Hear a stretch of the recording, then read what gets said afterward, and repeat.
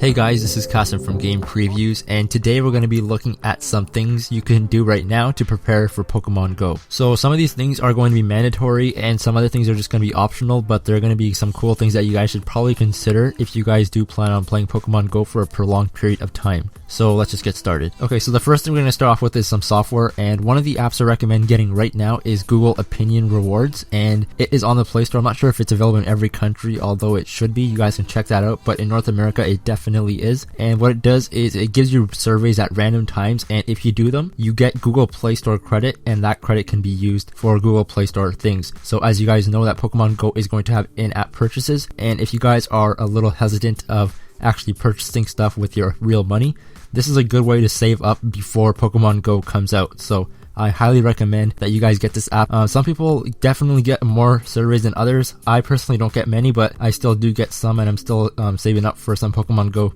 in-app purchases, so you guys should definitely check that out. So let's keep moving on. Another thing you guys could consider doing is getting Ingress, and I'm not saying that Ingress is going to be like a clone so you guys could pretty much practice, but they did take some game design from Ingress and put it into Pokemon Go, so it's a cool way to learn some of the aspects of real-world games while you wait for Pokemon Go. And another thing is that if the beta does stretch to Europe and North America, you definitely want to be at a high level when you want to sign up for the beta. So if you're in one of those areas that have not gotten the beta yet, this is a good way to level up as you learn how to play real world games from Niantic. So that's another thing you guys can consider. Okay, so now moving on to the hardware aspect, and this information, it could change for the full release, but as of right now, phones that are below 4.3 and iPhone 4S and below do not work with Pokemon Go. And on top of that, Intel phones or phones that have Intel processors in them do not work as well. So you definitely want to stay away from them, and if you do have those, then you probably want to upgrade to a newer phone before Pokemon Go comes out. I'd say any phone that came out in 2015 or after is a pretty safe bet. iPhone 6s and iPhone 6 Pluses and stuff like that are pretty cool. And in terms of Android, you guys can go for high-end stuff like Samsung, but there are also a lot of good options for mid-range and lower range, like the OnePlus X and stuff like that. Just make sure that they do have at least Android 4.3, which they will for sure as long as they're 2015 and above, and make sure they don't have Intel processors inside. So you want to try to stay away from the Asus Zen phones, and they are Android cell phones and they have the Intel stuff inside, so don't buy those, but anything else is fair game. In terms of battery, it's pretty much if you are going to get an external battery pack, you don't really have to worry about that, and we're just going to get into the battery packs right now. So let's just get into it. Depending on the phone that you have or ultimately get will affect the type of power banks that you can actually get.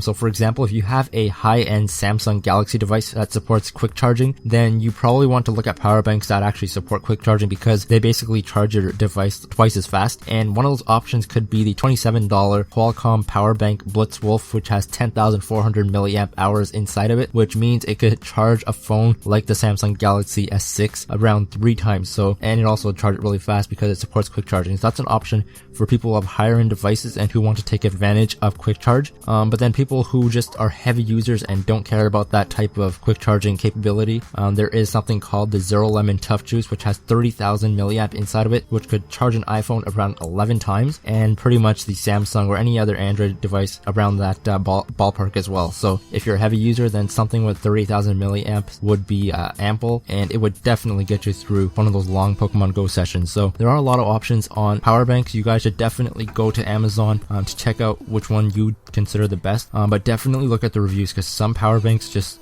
break really easily, so you definitely want one with at least 4.5 stars. The ones that I've mentioned either have 5 out of 5 or 4.5 out of 5, and they're always on sale. So there's one that's on sale right now, regular price $100 USD right now for $40, and it's an officially licensed Niantic Labs power bank. So if you guys want like the best reliability, then that's probably your best option, and it's called the Chiro Ingress Power Cube, and it has 12,000 milliamp hours inside of it, which again is going to be probably ample considering your phone's battery pack compared to what this thing has. It'd probably be able to charge around 3.5 times, which I think is ample in terms of how long you're going to be playing Pokemon Go. So that's another option.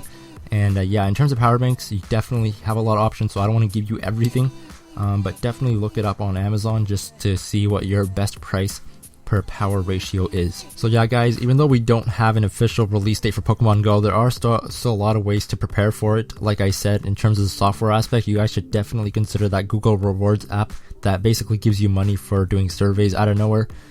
definitely get Niantic's other app, which is called Ingress, if you guys want to learn some of the basic mechanics of real world gaming.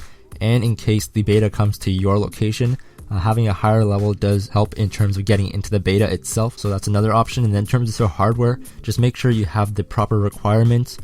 So according to the beta, right now it's 4.3 and above for Android, and iPhone 5 and above for iPhone and iOS users. And then also in terms of power banks, if you're going to be a heavy user using the Silk Road and stuff like that in terms of trading, you definitely want to consider power banks, because the battery does seem to be drained a lot because it uses your GPS, your 3G and all that stuff. So definitely try to prepare as much as you guys can, and hopefully this video helped you guys out. If it did, please consider giving me a like, and if you guys are new here, please consider subscribing if you guys are into Pokemon Go news and game news in general, and I'll see you guys in the next one. Alright guys, thanks, bye.